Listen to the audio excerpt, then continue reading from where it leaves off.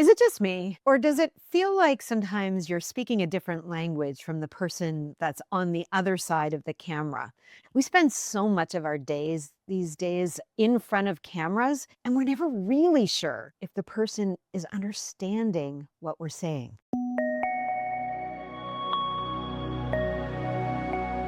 My name's Andrea Sampson, and I seem to spend my entire life on video calls these days, whether it's working with some of my communications coaching clients or working with leaders and executives on their executive presence, or even helping individuals write their books. We are constantly across a camera. And the thing that I'm noticing more and more is that the less we are together physically, the harder it seems to be to communicate. And what I've kind of figured out is that it's actually not about the words that we're using. I mean, sometimes it is. And we do have lots of times where I'm going to say a word and it means one thing to me and it means a different thing to you. And that happens. And we have to be careful of that. But what I think it really is that we're starting to lose the ability to connect. We spend so much time across cameras that we forget what it's like to be physically in each other's presence. And there's something that happens to our communications when we are physically with each other.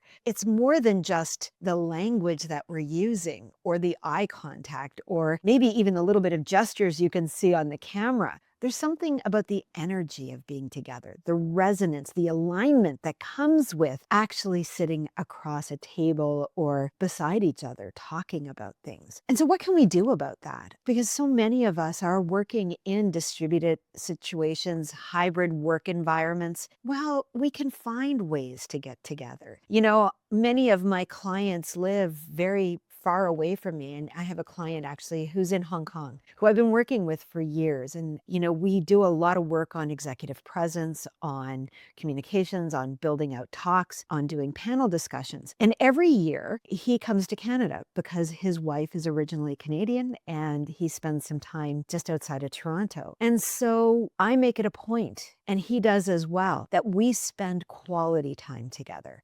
Last week I was with him for about 6 hours, and this week I was there with him again for another 3 hours, and next week it'll be another 3 hours. And we spend that time talking and connecting and communicating and really getting to understand how we each communicate through the lens of the environment we're in. And it helps because for the rest of the year, when we have to be virtual, that in-person time together makes all the difference. And if you're noticing this with your teams, because maybe that's one of the things that you're noticing is that it's getting harder and harder to get work done. And you're noticing that there tends to be more miscommunications, like maybe missed deadlines, or perhaps it's work that gets duplicated. These are all indicators that there's some form of miscommunication happening somewhere in your team. I recommend that you get together as a team, even if you are distributed. There are certain times throughout the year where it's a little bit more easy. Sometimes in the summer, sometimes it's not quite as busy in the summer. But if your busy time is summer, maybe there's another time of the year you can do this. And one of the best ways that I've found is to do some form of team building.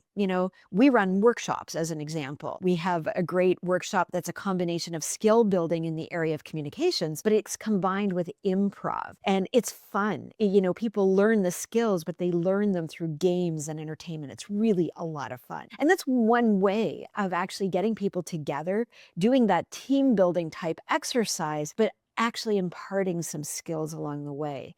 Because that idea of, feeling like you're speaking a foreign language, or that no matter what you say, it doesn't seem to land, the only way, in my opinion, is to actually spend time together and get to know each other on a level that is more than just work, that gets into what it is that lights your team up. What is it that they really love to do, and how do they like to have fun? And it's amazing at how that's going to start to remove some of the barriers. If this is something that resonates for you and something that you want to learn a little more about, reach out. Let's talk. I'd love to talk a little bit more about either what are some other strategies that could help you, or even about the skills building workshop that we do. Either way, we've got tons of resources right here, wherever you're watching this video, that you can download. We've got everything from frameworks and tools to lots of videos that can help you. So make sure that you watch and listen and download. And like I said, reach out. I'd love to chat.